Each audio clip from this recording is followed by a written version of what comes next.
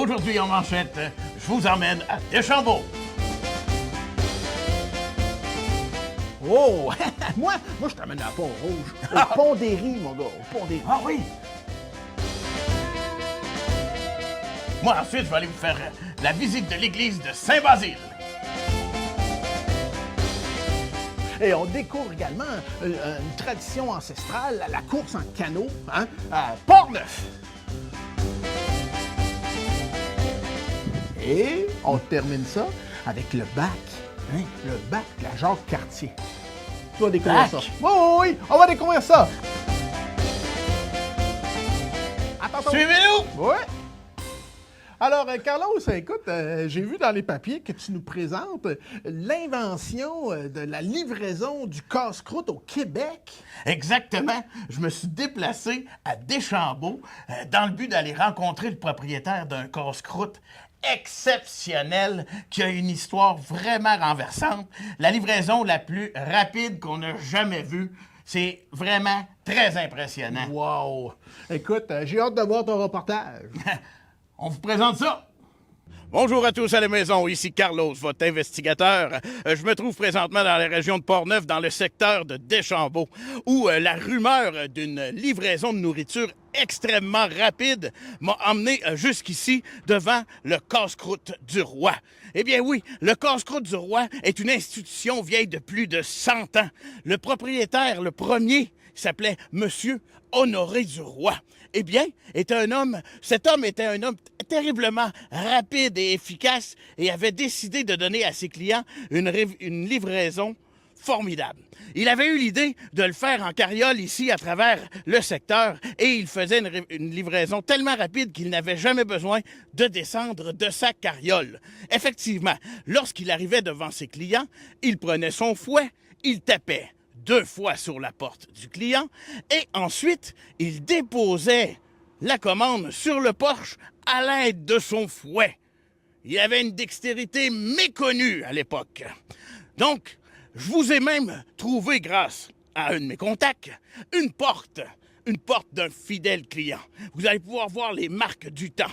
Alors, aujourd'hui, je suis venu sur place pour vous présenter le nouveau propriétaire actuel du casse-croûte du roi. Venez avec moi. Bonjour, Monsieur Jérôme. Il me fait plaisir de vous rencontrer aujourd'hui. Je suis ici pour vous poser premièrement une question. J'aimerais connaître combien de propriétaires a eu ce casse-croûte. Bonjour, Monsieur Carlos. Je suis le 2e propriétaire du casse-croûte. Je succède le grand Honoré du Roi, un homme d'affaires bien connu de la région de Port-Neuf. Oui, en fait, ce qui m'a amené justement ici, c'est la rumeur de cet homme qui était un homme d'affaires très efficace, notamment grâce à son invention, la livraison au fouet. En effet, il a été reconnu et critiqué pour cette méthode. Est-ce que vous utilisez toujours cette méthode aujourd'hui? Non, malheureusement, on a cessé cette méthode puisque M. Honoré, lors d'une livraison en juin 1972, sa livraison a tourné à une tragédie. Malheureusement, un client qui n'avait pas terminé ses mathématiques de maternelle a ouvert la porte entre le premier et le 2e coup de fouet. Voyez les amis comment c'est important les mathématiques? Pouvez-vous nous en dire un petit peu plus sur ce client? Ce client, M. Turmel, qui habite pas très loin d'ici, en fait, n'est pas décédé, heureusement, a eu simplement un petit R en forme de cicatrice là, au niveau de son front. Et puis, M. Duroy a cessé la livraison au coup de fouet depuis ce temps-là. Mais en nommé M. Turmel, client VIP, il vient manger chaque semaine, puis on lui offre son lunch gratuitement. Wow! Excellent geste de M. Duroy et de vous-même, M. Jérôme. J'ai entendu dire aussi qu'il avait essayé des tentatives de livraison différentes au cours des années, mais que c'était pas tout à fait un succès, hein? Oui, en effet. Pour contrer les longs mois d'hiver, il a tenté la livraison en motoneige, mais les lunchs arrivaient toujours froids. Il y avait une motoneige pas trop fiable, la marque Ski Roule. Il revenait souvent avec ce qui reste. Il a également tenté la livraison par train, mais les clients se plaignaient d'un goût de fumée. Les smokers, c'était pas encore très populaire à l'époque. Très avant-gardiste, Monsieur Duroy. Je suis vraiment très content d'apprendre ça aujourd'hui. Cependant, j'ai entendu dire que vous, Monsieur Jérôme, vous avez révolutionné la livraison. Vous êtes maintenant plus rapide que jamais, plus rapide que la livraison au coup de fouet. Vous avez été chercher même des clients au niveau de la rive sud. Pouvez-vous nous en dire plus? Tout à fait. Depuis le mois d'avril, on a instauré un nouveau mode de livraison. Très efficace, très rapide et on fait notre renommée grâce à ça. La livraison par drone. Donc, on est capable de rejoindre les clients de la Rive-Sud sans problème. Wow! C'est une belle invention. Oui, vous avez quelque chose à rajouter? Tout à fait, M. Carlos. En l'honneur de M. Duroy, on a même ajouté un son de 2 coups de fouet lors de la livraison. Ah, merveilleux! Beau petit clin d'œil à M. Roy et tout ça en sécurité. Monsieur Jérôme, merci beaucoup. M. Carlos, c'est un plaisir. Bon succès et bon été. Merci. Wow, c'est incroyable, Carlos, incroyable. Hey, moi, je pense que je vais me faire livrer quelque chose d'eux autres par drone. Là, Ben oui, t'es pas obligé d'être l'autre bord du fleuve là, pour se faire livrer par drone. N'importe qui dans Port-Neuf peut se faire livrer par drone. Oh, wow. C'est génial. C'est super. Excellent. Hey, merci, hein? C'est un plaisir. Ouais. Fait divers. Bonjour les amis à la maison. Aujourd'hui, je vous parle d'une histoire d'une église qu'on a ici dans Port-Neuf. Une église qui a été construite en 1883.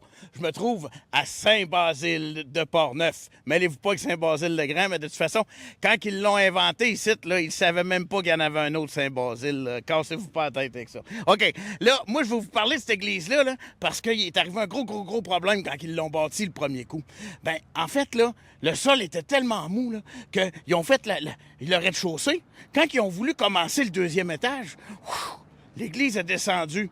Là, ils ont appelé le curé, ils ont dit Monsieur le curé, il dit le rez-de-chaussée est rendu en dessous. Qu'est-ce qu'on fait avec ça?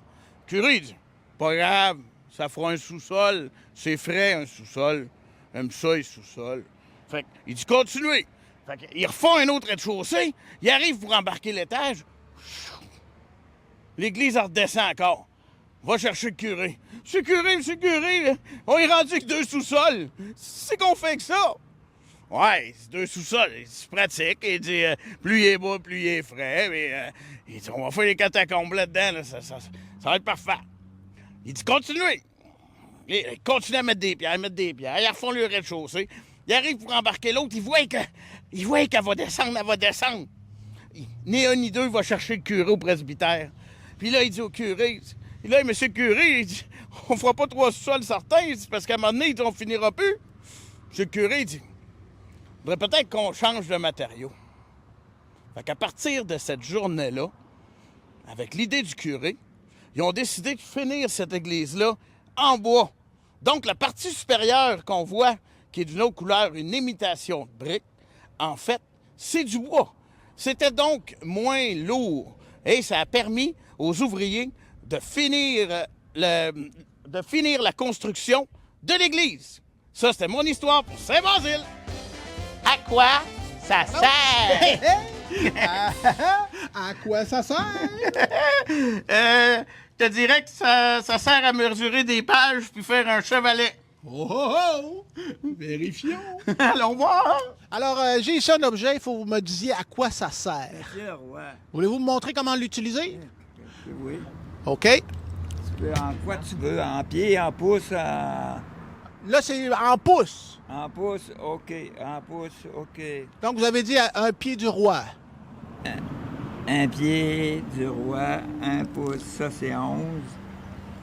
Puis c'est 8, 7, 6, 5. Bon. C'est ça. 1 pouce à 9 pouces. 1 pouce à 9 pouces. Puis là, si je l'ouvre au complet, ça fait combien? Souvenez-vous? Ça va être 30, 36 ou 40. 40. Wow! Parfait. 36 en tout. Regardez. Si je l'ouvre ici, là, 36 à l'autre bout. Parfait. Un pied de roi. Ah oui, vous savez déjà ça. Vous pouvez l'ouvrir si vous voulez pour regarder comment c'est fait, là. Oui, Oui. oui. Il y a une façon de l'ouvrir, oui, Parfait. effectivement. Puis ça servait à quoi, ça? À mesurer. Pas pire, hein? Oui. Plus que je mesure, je mesure. Ça va en prendre un de plus. Pas tout à fait un. C'est ça la grosse question piège. C'est exactement ça. Madame Géraldine. Bonjour, Géraldine. Ça va bien aujourd'hui? Tout va bien, oui. Bon. Là, j'ai quelque chose à vous présenter. Ça, ici, vous pouvez le prendre. J'aimerais que vous deviniez à quoi ça sert. Oh!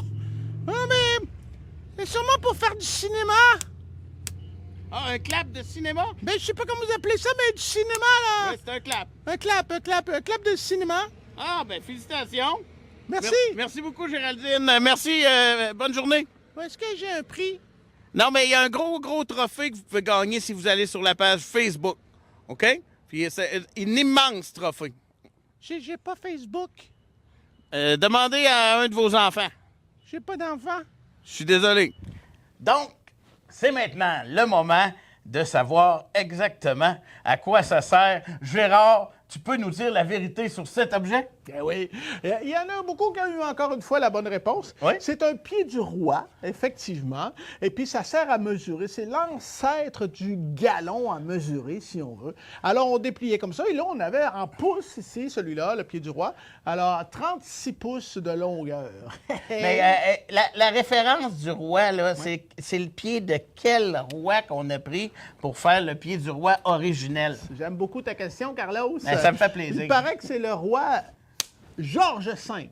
Oui! Oui, Georges V, qui aurait donné sa longueur au pied pour déterminer quelle serait la mesure pour un pied, donc 12 pouces. Donc, Georges V avait des pieds de 12 pouces. Yeah!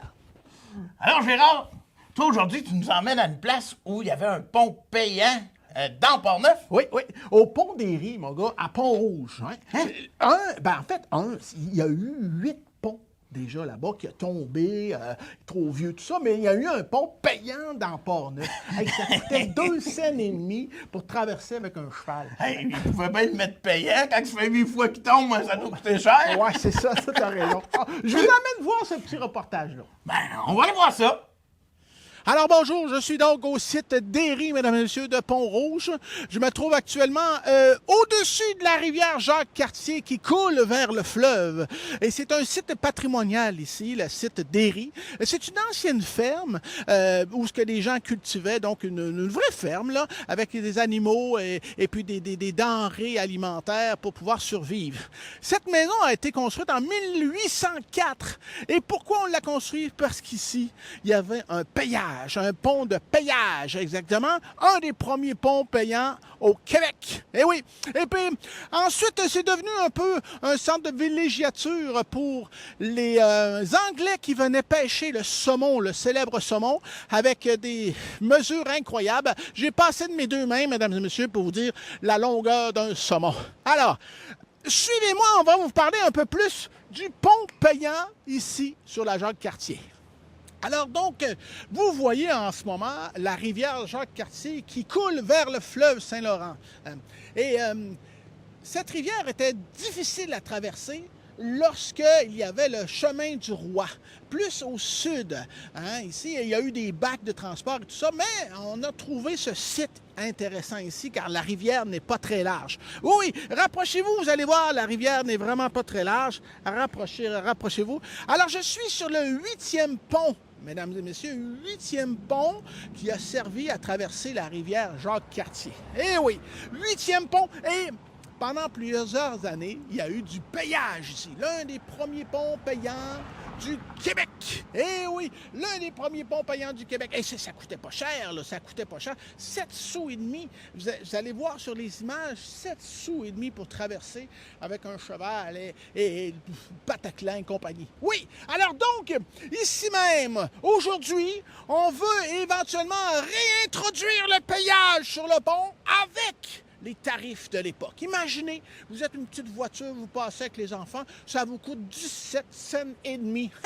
Pas trop cher pour pouvoir venir visiter le site d'Éry. Alors, je ne sais pas ce que vous en pensez, mais moi, je trouve que c'est intéressant. Oui. Alors, merci et venez visiter le site d'Éry. Hey!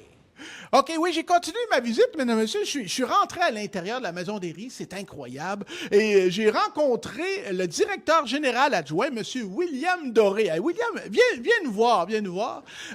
William, écoute, moi, je suis curieux de nature. Hein, oui. Et j'aimerais savoir, qu'est-ce qui se passe ici, dans la Maison d'Éry? Bien, ici, on a une belle exposition permanente, donc qui raconte l'histoire de la maison, mais aussi les gens qui y ont vécu, la famille d'Éry. Et en fait, on a plein d'activités, on a un beau jardin extérieur, on a des beaux sentiers aussi, une belle programmation. Vous pouvez visiter notre site web, notre page Facebook, site d'Éry. bienvenue à tous, c'est gratuit. Oui, alors donc, ça vaut la peine de venir vous visiter. Hein? Certainement. Écoute, tu me connais, hein, je suis très curieux. Je vais aller continuer mes investigations, d'accord? Parfait. Salut, merci, William. À bientôt. Aïe, je capote! C'était exactement comme ça? C'est ça. Ben oui, exactement comme ça. Tu vois, moi, là, je vais même m'abonner, je pense. Oui? Je vais me prendre un abonnement annuel, là, 40 pièces, on devrait en avoir assez. Hein? OK. Ben, il assez pour 2 abonnements, là-dedans? Allez, on essaye ça. OK. On négocie ça. On y va! Ouais. Les expressions! Les Hey, expressions! hey, on est rendu à la section... Expressions! Voilà. Bon, hey, aujourd'hui, on a une un peu particulière. Là. Hein? Oui, toute qu'une en plus. Ouais. Hey, l'expression « péter de la broue ». Ouais. Moi, je le sais ce que ça veut dire. Vas-y donc, Carlos. Moi, quand je me suis promené, là, j'étais allé un petit peu partout. Puis, à un moment donné, je me suis ramassé à Saint-Ubalde, OK? Puis, à Saint-Ubalde, il y a quelqu'un qui m'a raconté d'où vient l'expression « péter de la broue ». Ah, bon. Puis là, moi, te le dire à toi ici, là, mais en fait, ce qui s'est passé, c'est que dans les années 70, il y avait un monsieur qui plantait des patates, parce que c'était à Saint-Ubalde, il plante des patates de génération en génération, là, tout le monde sait ça. Mais une année, là, il s'est trompé d'engrais, OK? Puis, au lieu de mettre de l'engrais, ces patates, il mettait du savon à vaisselle. Pas sérieux. Ah, je te le dis, vrai comme je suis là. Ah oui, il a mis du savon à vaisselle. Tout l'été, il a arrosé les patates avec du savon à vaisselle. Fait que là, quand il a commencé à distribuer les patates, le monde trouvait que ça avait un drôle de goût, mais ça faisait un changement. Ben oui. C'est là que ça a commencé. Ils ont pété de la broue jusqu'au printemps. Suivant. Pour la nouvelle récolte. Exact. OK. Mais il n'a plus jamais réessayé ça. Non, il était propre toute la gang. Bon, je ne sais pas ce que vous pensez de sa version, là. Mais nous autres, là, en fait, moi, j'ai découvert quelque chose un peu plus dans l'est du comté. Hein? Ah oui, des gens qui disent que péter de la broue, ça veut dire que peut-être qu'ils exagèrent un petit peu en racontant des choses. Fait que des fois, moi je pense même que toi-même, là, tu pètes de la broue. Non, moi, c'est tout, je l'ai toujours dit, je vous emmène toute la vérité. Hein? Ouais. C'est pas ça? Ben, en tout cas, alors donc, péter de la broue, pour moi, là, ça veut dire que les gens exagèrent, puis ils pètent de la broue comme une bière là, qu'on vient d'ouvrir, là, puis il y a des bulles qui sont là, ou le champagne, ou bien du 7-Up que tu as trop brassé, ou bien... C'est quoi qu'ils mettent, là, la menthol dans le Pepsi, là? Mais il est où le pété là-dedans? Ouais. Moi, dans mon histoire, il y a un pété. Ouais, c'est vrai. Bon. Ben, d'après vous, qui a la bonne version?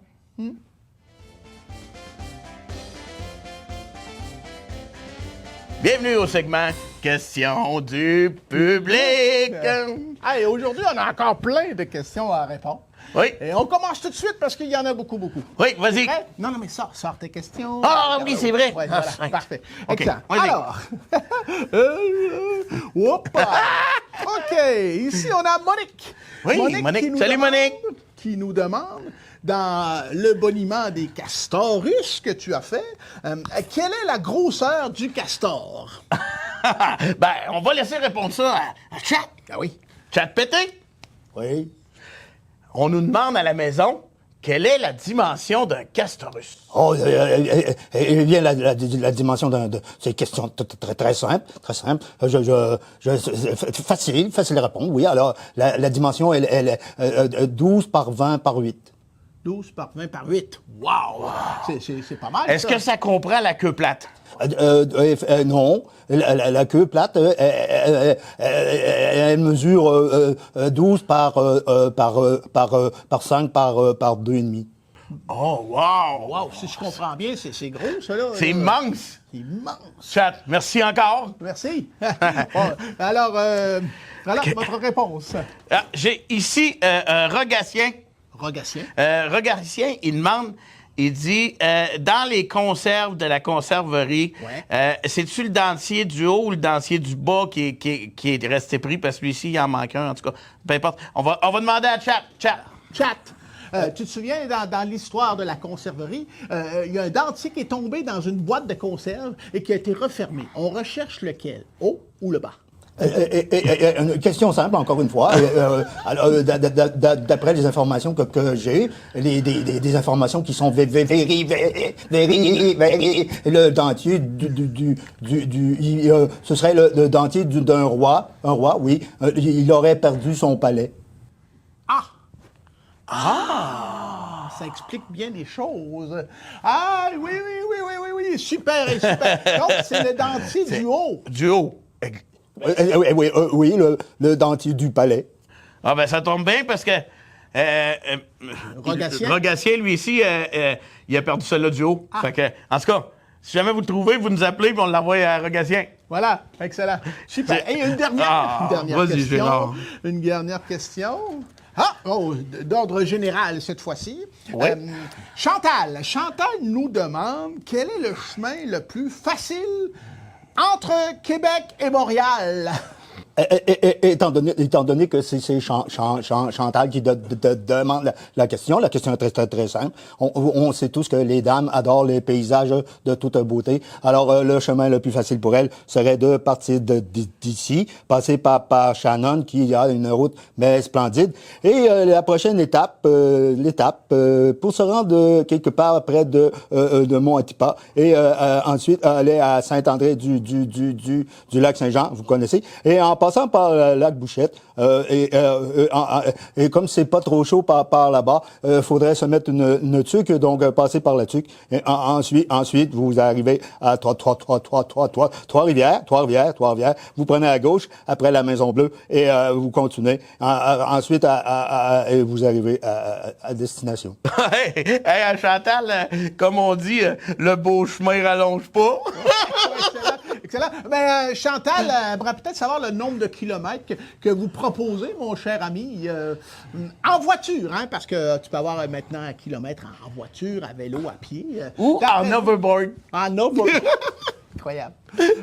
Alors, Chat, es-tu toujours là? Oui. Alors, le kilométrage, désolé, je n'ai jamais fait la route. Ah, parfait. Ben, Chantal... OK.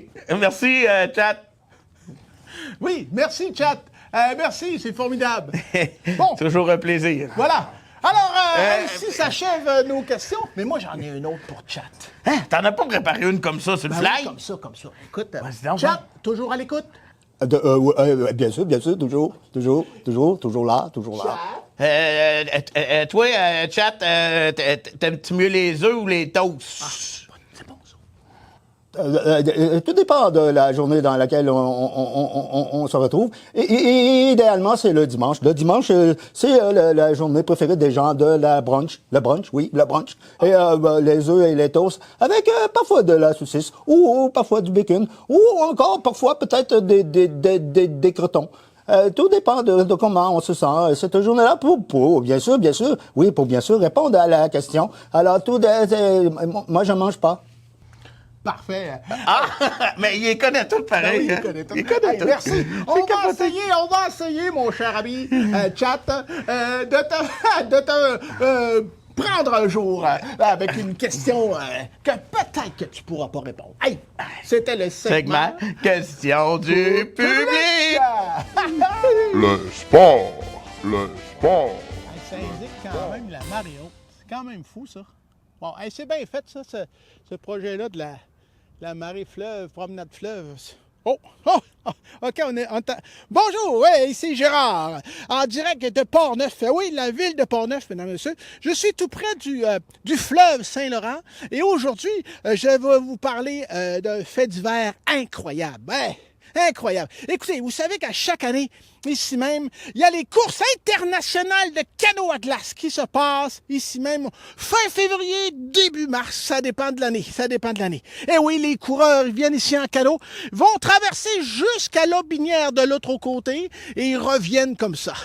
Mais à l'autre bout, sur la première borne, il y a le maire de l'Aubinière, mesdames et messieurs, qui se fait un devoir de venir taper dans les mains de tous les canotiers qui participent à cette grande course hivernale. Oui. Et là, tout le monde arrive, tape dans la main du maire, paf, et ils sont tellement énergiques, là, ils sont gonflés à bloc, qu'ils tapent très, très fort. Et savez-vous ce que cela a causé?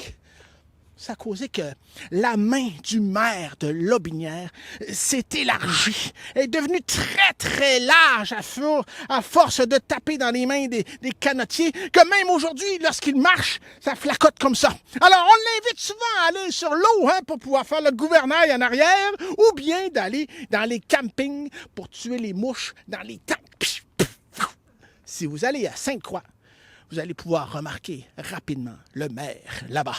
Allez, je vais essayer de le rencontrer. Bye-bye. La météo. La météo. Oui, mesdames et messieurs, nous sommes à l'embouchure de la Jacques-Cartier. Oui, de la rivière Jacques-Cartier, entre Cap-Santé et Donnacona.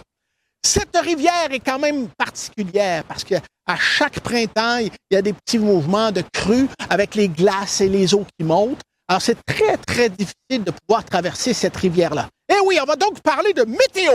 Oui. Alors, au début du chemin du roi, oui, le chemin du roi passe juste ici, mesdames et messieurs. Ce chemin du roi-là devait traverser la rivière Jacques-Cartier pour aller de Québec à Montréal. C'était très difficile. Alors, on a eu plein de tentatives. Et là, on a essayé un bac à un moment donné. Un bac, c'est quoi? C'est comme une barge qu'on met sur l'eau, puis on tire avec des câbles. Les gens qui veulent traverser, c'est comme un radeau flottant. C'est très, très téméraire à réaliser. Alors, on a essayé ça quelques années. Ça a plus ou moins bien marché. On a décidé de construire un pont également, un premier pont. Et devinez quoi? Au printemps arrivé, paf, la crue des eaux a démanché le pont. On a recommencé un deuxième pont, un troisième pont. Et une fois que le troisième pont était tombé, on est retourné au bac. Mais là, quelle tentative! On a arrêté parce que on n'a pas réussi à dompter la Jacques-Cartier.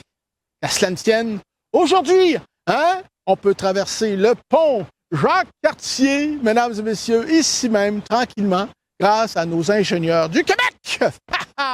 Ça, c'est ce qui conclut, en fin de compte, la fin du deuxième épisode. Exactement. Hey, toute une émission aujourd'hui, incroyable. Effectivement. Oui. N'oubliez pas, si vous faites un petit tour là, dans la région de Portneuf, des fois, vous pourriez tomber sur une porte qui avait reçu les coups de fouet de la livraison du casse-croûte du roi. Oui, exactement. Ça, il faut avoir été sur le chemin du roi, par exemple.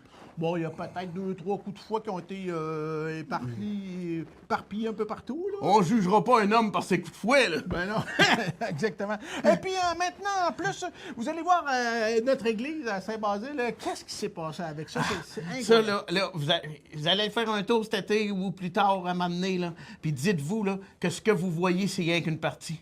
Parce qu'en dessous, il y en a en masse. Incroyable, incroyable. Et puis, le pont des Ries, mon cher ami. Prépare ton petit change quand tu vas y aller, parce qu'ils vont mettre le payage bientôt. Pas tout le monde qui peut passer là gratis, là. Terminé ce temps-là. Ça, c'est sûr, c'est sûr. Et puis, l'autre affaire... La course en canot. Entre Portneuf et puis Sainte-Croix-de-Lotbinière et le maire de Sainte-Croix, l'autre bout. Ça, c'est incroyable. Mais il était impliqué. Moi, j'aime ça, quelqu'un d'impliqué de même. Ça, c'est faux. Ça, c'est incroyable. Oui. Exactement. Et puis, l'autre affaire, la fin du bac. Sur la rivière Jacques-Cartier. Ben oui. Tu n'as pas vécu ça, là, Moi, j'ai vu, là, les dernières années. Oui? Ouais. T'as ça dans ta tête encore? Dans ma tête.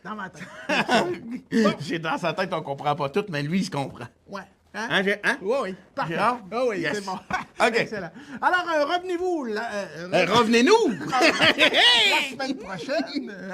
pour d'autres surprises. Exactement. Arrête ton baratin!